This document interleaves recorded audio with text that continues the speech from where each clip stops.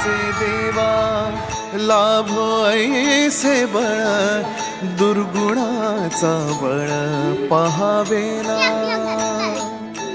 सद्गुणाची देवा वाढो ऐसी कळ,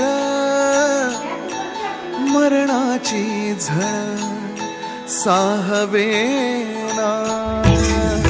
जगण्याचे देवा लाभो ऐसे बळ, दुर्गुणाचा बळ पहावेना।